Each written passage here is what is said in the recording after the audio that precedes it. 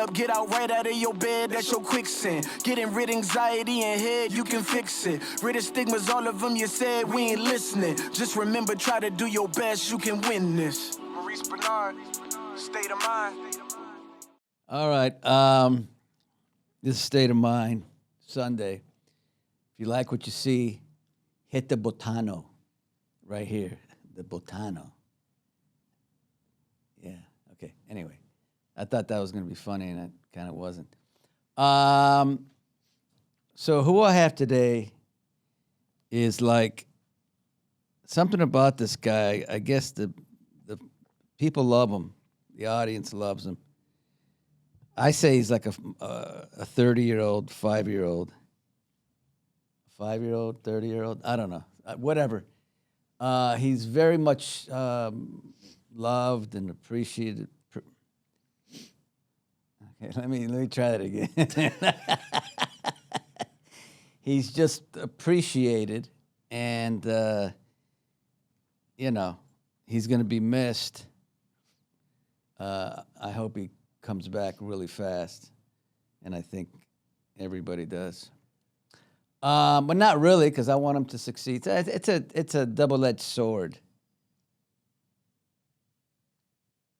So who could it be? Let's see. Who could it be? Well, there's two people here.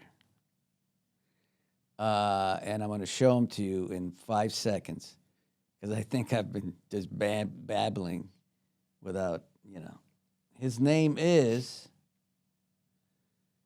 Minnie Sonny Corinthos and Chad DUELL. Yeah. Yeah, Chad. That was an intro, man. I don't know what to say. It was good or bad. But you know what? Intro. You can't say it was good or bad, because I know it wasn't great. No. But it was It was an intro. it was off the cuff. Okay. We'll go with that one. And Hi, Maurice. Oh, yeah. tell me about your friend. So, I made this myself, actually, about 5-6 years back. Yeah. We do scenes together, and we were working heavy together. I kind of wanted to have somebody I can, run lines Run lines with, and like just have like your kind of presence, and kind of also it was a situation where like a Buddha's belly type thing. Yeah. Like just for like a good luck thing, I kind of just go between the shirt, rub the nip. That's kind of like it's a good luck kind of charm for me, especially when I have something big I have to do. It's like I do a quick Maurice rub, and I'm But it looks more like Robert De Niro from Godfather 2. I kind of use that as my inspiration a little bit when I was making it. Yeah, talking about you. Does he get? Well, it's me, but if it were Robert De Niro, he would be getting pissed off over it. About politics or something like Right. that, screaming and threatening to leave the country. This is he's just a guy who's, he's Maurice, so he's just kind of like. Yeah, he's more mellow. He's more mellow, prone to random outbursts. But Oh, he is? Like if they tell him more voice? Yeah, he's just screaming out of nowhere, so he's a good dude. Yeah, I like him. Thank you, man. But yeah, he's just my good luck charm. All right. So are you going to sleep with him? Or? Well, I do always sleep with him, because he kind of, he's He pretty can hug you and Yeah, stuff? he gets wide, and, he does everything you want. He does everything you'd want a real Maurice to do. So I'm going to, it's my favorite, starfish position. Yeah, that's nice. That actually really does look kind of, that's pretty solid. Doesn't look like me, bro. Well, back like in the 90s. Well, yeah, maybe. All right. All right. Oh, man. That was just beautiful. Thanks, man. I'm glad you got dressed up for this. Yeah, I came straight from the gym. I didn't know if I was gonna have time. Why? I wore my nice shirt that I'm never going to wear again. Why am I not going to wear this shirt again? Because it rides up on you. Yeah, man. It's very thick. That's a thick coat. Yeah. Anyway, Yeah, thank you. can we start from the beginning? What do you mean? Like Of my when life? you were a baby? No. Here's why. Yeah. And I'm only saying this because my dad said this. Were you an ugly baby or a pretty baby? He said that to me? About No, me? no, Oh, I was like, that's very random. About okay. Yeah, he said. I'll tell you what he said about me after you tell me what you were. I was like an in between baby. I think I quickly was told I was very cute, especially as like a toddler.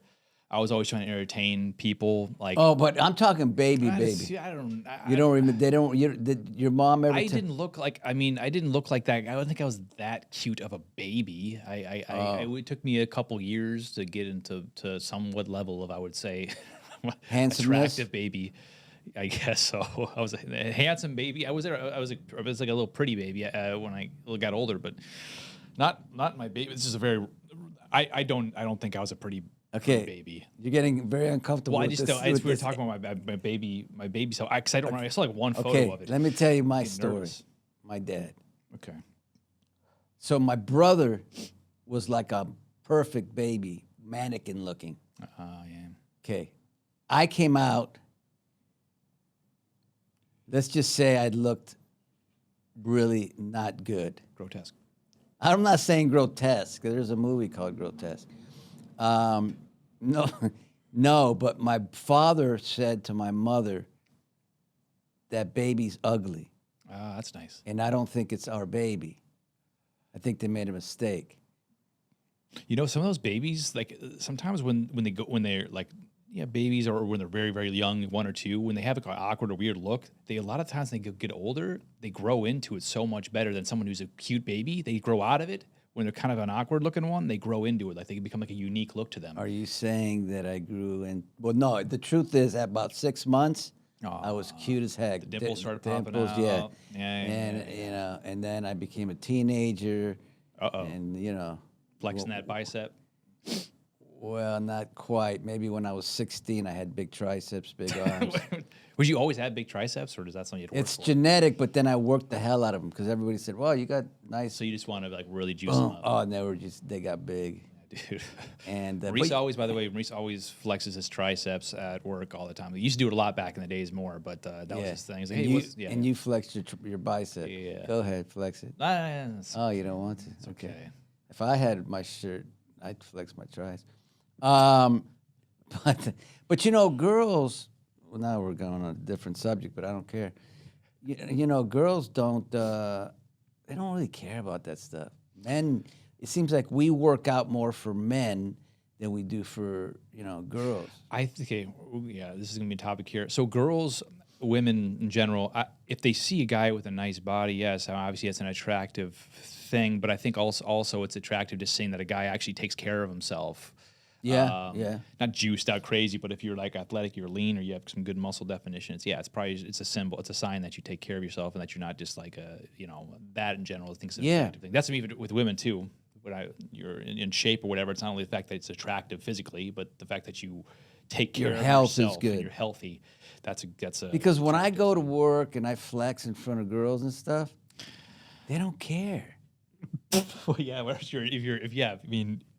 when I do it like in front of the guys, it's like guys are getting more into they it. look, oh fuck, try. Oh, did I say fuck? Yeah.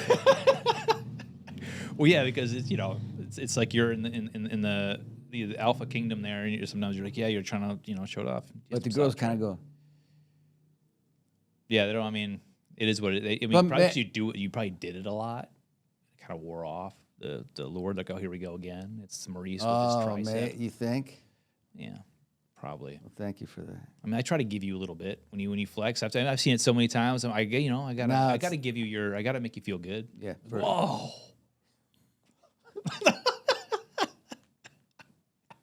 Gotta feed you. All right. No, it's nice. Were you? Because I don't remember our last. You've been on now, as much as anyone, or maybe top. I think Dom's been on 3 times. You've been on 3 times now, and this will be your last. What? Were you a tough kid? I don't remember. Yeah, I would always because I had No, Chad. Yeah, I would go to the principal's office or get hurting kids all the time.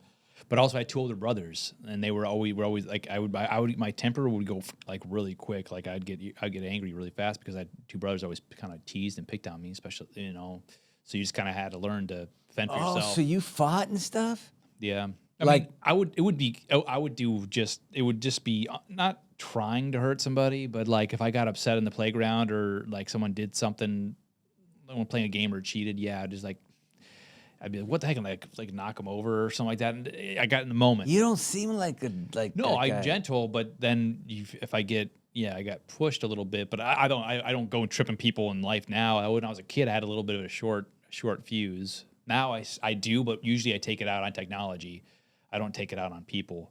What do you mean you take it out on TikTok? Like if I'm playing a game and I'm losing, I might smash. Like come on! That's very unattractive. I'm very well aware. So when you're driving, you don't yell at yeah, people? I do. Oh, you do? I need to work on. That's something I got to work on because that's the other thing too is when you're driving and you're yelling at other people or you're reacting off of somebody did something, they flick you off, and then you let it ruin your day. It's like you're letting someone else's kind of, I guess it's weird, like their poison kind of enter your body, and that takes training of kind of just shutting that off before you let it come in, because it can, like if you do something that's like a road rage thing and you let yourself, some people can, more sensitive people can replay it in their mind all day and they can kind of mess them up. Yeah, So and nowadays you don't know who you're messing with. Even back from me in the day, I was driving my dad's little Datsun 510, and I was with some big dudes were in the back seat. They each weighed over 300 pounds. Jeez. And they were tough. And these guys, These are guys, bodyguards. oh, they were. It was great. And these guys in another car, lowrider, they were just like, with the bandanas and the whole thing. They're looking at us, and I guess he said to me, what the half are you looking at? And I'm like, motherfucker. I said something back, and he threw a beer bottle at my windshield. So we chased him into the mall, into the parking lot, and we get out, they get out, and as we're getting closer, the guy goes, "Get the gun." Oh, jeez. And then, you got to run, bro. Maybe they're just saying that to get you to run away because they saw those 300-pounders and they're like, "Oh, okay, get the gun, let's throw them off." Yeah, but that's maybe, something I would probably do to try to see if they'll run away. But the scary part is, But I'm not trying. That's probably could have a gun. The thing is, if they feel threatened, they tend to shoot you more. Yeah, it's not worth it. But it's not worth it nowadays, especially because now. No, I never had that kind of road rage where I would like get out of a car. I've gone up to a woman that rolled her window down, is yelling at a girlfriend at the time, calling her like a bitch and stuff like that. And I was like, and I got out and I talked to her and I just kind of berated her a little bit, vocally, but not I wasn't being mean, or I would just be like, I would just say, it's weird because if I were to try to yell at somebody, just saying the generic words like "F you," you just sometimes you just go like, you just see, it sounds weird and corny, but I'm like, you need to be a lot happier. You seem like a very depressed person. Like if you just hit them like with those kind of things, it hits so much more. I like that because it's so out of left, because it's like it hits more of a different level, which is not cool. I'm not saying you should try to purposely hurt somebody deeper, but like when I got pushed, I did that. I don't just say typical things. I would be like, this is something like almost like you need to work on this because you got some problems, and that usually kind of it definitely hits a lot harder. Yeah. But yeah, that's a whole different. I never try to start. I try to make peace more than fights, but sometimes I get a little pushed. But were you smart in school? I had ADHD, and I still do pretty bad. And I'm not trying to be like, because that's the problem. Is a lot of kids were diagnosed with that when I grew up around that time. They just kept throwing, "Oh, he's ADHD." But I literally think I had a problem with it because I couldn't pay any attention. I couldn't focus. Yeah, you have a bit of that problem. Well, yeah, but I still do, but I don't want to, and I have, it is like that. And even in the symptoms of it, I feel like I definitely do have, but I don't want to take, I tried taking,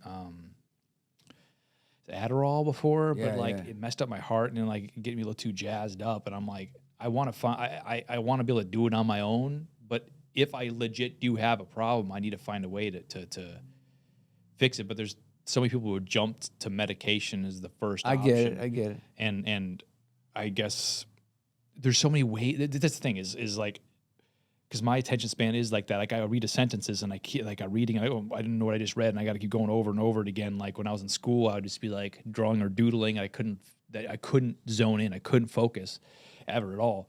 And it's like there's ways I know for myself. There's a lot of things. Not talking about you. Like when you have something legit off, you need to have Yes. medication. But there's a lot of people that, oh man, I'm just depressed right now. Let me go to the doctor. It's like, have you tried to just take a step back and change your routine?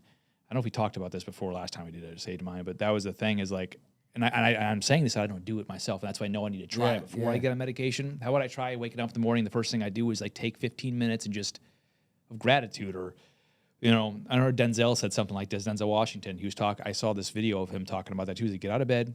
Some people get out of bed, the first thing they do is go, oh, phone, diddle-diddle.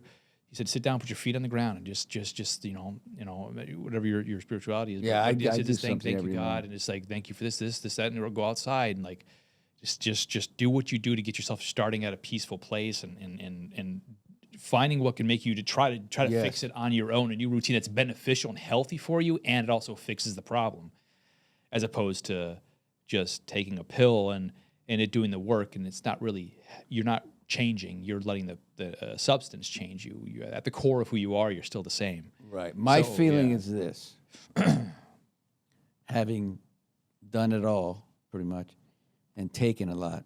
I always say the gear. You want to stay in first and second gear, maybe third. Don't go to fourth. And if you go to fifth and sixth, that's when you can't. And the way you stay in first, second, and third is by what you're saying: meditation, yoga, working out, eating right, doing what needs to be done so you don't get out of third. Now, if it's so bad that you're in fourth, fifth, and sixth, especially where I've been, sixth, and I don't know if there's a seventh in gears, you got to get help. Yeah. That's when you got to take the medication, whatever it is, professional Well, it's help. if it's happening consistently. If you're getting to that point consistently, even though you're trying to do other things and it just keeps going off the rails, then then that's the thing. And Well, it's the what you have to- problem is when you get to sixth gear, you can't bring it back. No, that's what I mean. So that's you keep going to that place like, oh shoot, yeah, okay, I can't keep flirting with that gear. I gotta make sure I stay in this place. Yes. But some people, when they get to second or third, they're like they kind of jump to medication. But it's hey, if it helps you, some things they do that, and hey, they feel great and they feel better. They get them to stay on that thing. But that's the thing is like I don't. That's what I'm very I beat myself up a lot emotionally a lot of times because I'm like, dude, why'd you do that? Why'd you do that? Like you like for instance, you get like an audition or something like that, and you're an opportunity, and you procrastinate and working on it or whatever. You do something else. Like, dude, why do you do this to yourself? Like, you know, like those kind of things. It's just. But and I can say, oh yeah, I took a pill. Adderall, and go, oh, boom, I'm laser focused now. Boom, like, okay, I'm ready for this. I want to do this. I want to go fix my room up. I want to do this. Like all these kind of things. I'm like, how about I try to do that on my own, struggle through it to the point where it becomes a new routine and I actually enjoy doing it just on my own. And that's what I'm just, Right. a lot of times it's laziness and stubbornness. And that's what I'm going through. Like, I know what I have to. When you know what you have to do and you don't do it, it's hard. But when you have like set goals or like a simple goals for every single day and you achieve them, that's how you build self confidence and like you feel like you're raising yourself up. Unproductive routines kind of keep you in the exact same place, and that's what I'm trying. I've been working now, especially now. I'm working on breaking because you got to earn the times when you're doing nothing. If I'm going to sit around and play video games all day, you got to earn it by doing other things that make you feel, okay, I've earned time to sit down and just do nothing. If I wake up and I do nothing, then I sit down and do nothing, really just do play, and then like I just go to bed and start the day over again doing it. It's like it just sets your brain up on it. You've got to earn the right to play that video game. But by doing that, you gotta be doing other things as opposed to just doing the video game. Yes. Now I came to I didn't know this conversation was going to come this way, but it doesn't matter. I came to the conclusion during my last situation that I can only blame myself for not. Now I have a team, a psychiatrist who's incredible. A therapist who's incredible, a doctor who's incredible. I didn't have that. So for me, all these, traumas that I had, anxieties for last year especially, of course I had it because I didn't have any And I don't know why I didn't, and I tell everybody to go to therapy, go get us, but I, like my Howard Fine said about me, I'm arrogantly ignorant. Howard Fine. That's a whole different topic. What do you mean you worked with Howard Fine? Oh, Dude, I was about to sign up for one of his classes and I couldn't do it. I was going to do one of his his classes. How is he? We'll talk about it after this. Okay. But Howard did something for me that was, amazing. And I'll tell you what it is. I can tell you this. This is why he said that I'm arrogantly ignorant, because I kept going to class without, I was too good, right? Mm-hmm. So 1 week I'd be great, 1 week I'd be not good. I get that, man. Inconsistent. Yeah. So he got pissed off. So then I did this play called Zoo Story. And for whatever reason, I just chose arbitrary, and he hates that, to just cry in the beginning of the thing. So I'm crying. And he stops and he goes, Maurice, what are you crying for? I said, I don't know. I just thought it would. He goes, that was the worst acting. This is the whole class is there I've ever seen. And I'm going to kick you out of class. Oh, man. Can you meet me after class? Now, you have to understand, I'm waiting for him while all these actors are leaving, and they're looking at me like, oh, shit. So he calls me in. He goes, okay. He says, we all know your talent is here, but your technique is horrible. He goes, I know you have no money. I will teach you privately for free. You can pay me when you want. Oh, yeah, he saw something that's like... And I said, really? He goes, yeah, bring a tape recorder. Come in every week. So we did a lot of stuff, and then I worked on a thing called Danny in the Deep Blue Sea. Oh my! Right? I did the little thing of that at school. Yeah. And he wants to kill himself, this character. So I come in, and I have a beard, because I wasn't working. I had a beard, and I go in and I do the monologue. We had done it like 5 times. So I did it, and I nailed it. And he looked at me. He goes, "We're done. You're ready. Go." And I said, okay, cool, but the problem is, Howard, I feel like killing myself. And he knew I was bipolar. He goes, all right, we'll finish with a comedy. Yeah. And then I met him. I got General Hospital like 3-4 months later. Yeah. And I was able to pay him. For the privates. Yeah. That's cool, man.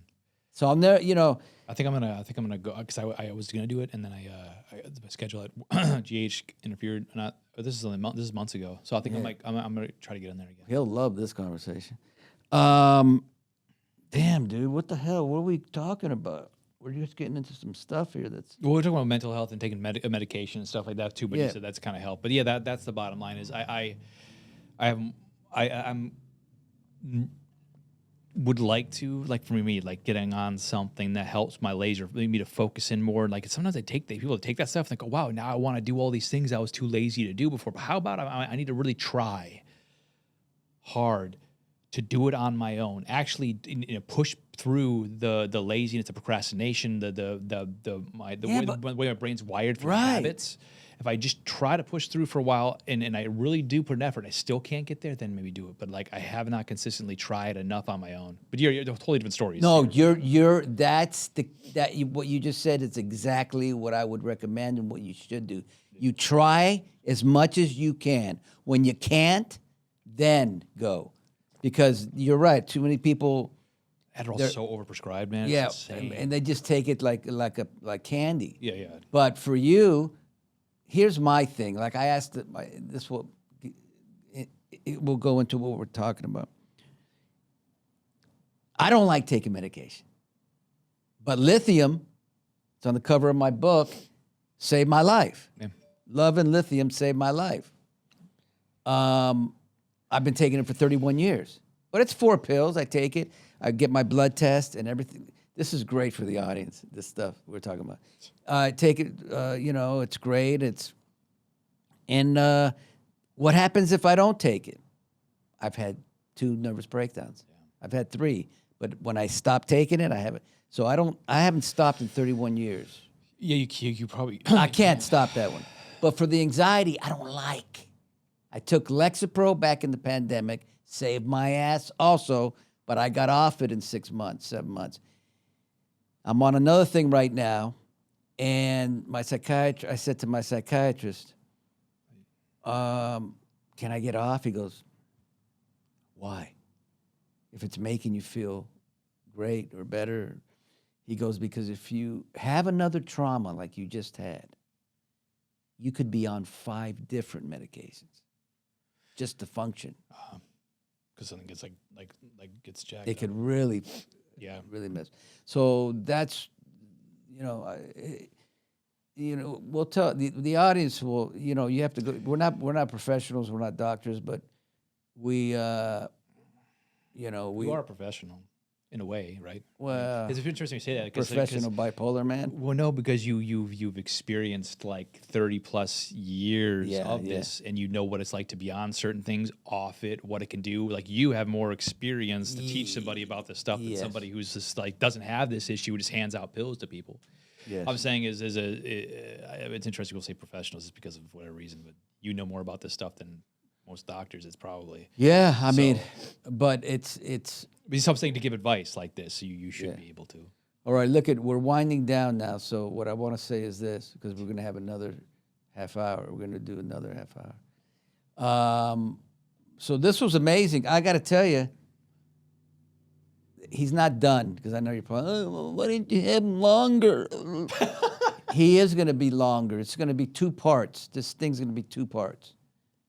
And then we'll get into the next part. But let me tell you, I was only going to talk soap opera in this whole half hour. Yeah. And this became just like amazing as far as mental health, acting. It just went a different direction. I loved it. So I don't think there was no need to get into the soap. But in the next part 2, we'll get more into that. Can we talk about your dad passing? He or as much as you want to talk, it doesn't matter. Yeah, that's a whole weird thing there. I mean, I didn't go on my Instagram in a long time. I haven't posted about it. I haven't really talked about that. It just because I haven't processed it still. That's the problem. We haven't had a funeral. We haven't done anything. Because I think they happened in Arizona and things happened very kind of quickly, and it was weird. Like usually you do a funeral for somebody and you go up there and you talk. We didn't do a funeral. There's no closure right now. So if it's what you just said, it's probably one of the reasons you're leaving General Hospital.